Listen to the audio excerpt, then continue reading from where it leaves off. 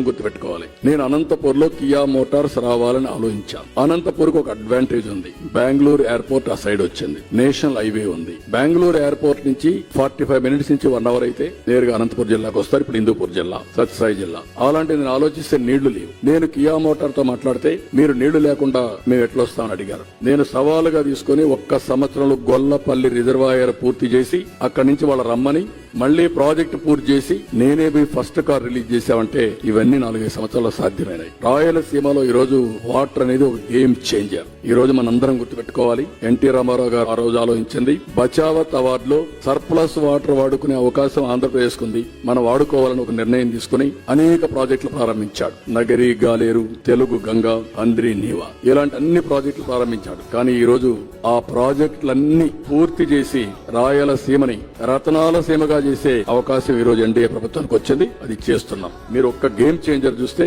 మొన్నే 3,850 కోట్ల రూపాయల ఖర్చుతో 740 కిలోమీటర్లు కెనాల్ అంతా వెడల్పు చేసి 3,850 క్యూసెక్స్ ఆఫ్ వాటర్ తీసుకొచ్చి నేరుగా మల్యాల నుంచి కుప్పం వరకు నీళ్లు తీసుకొచ్చాం. అసాధ్యం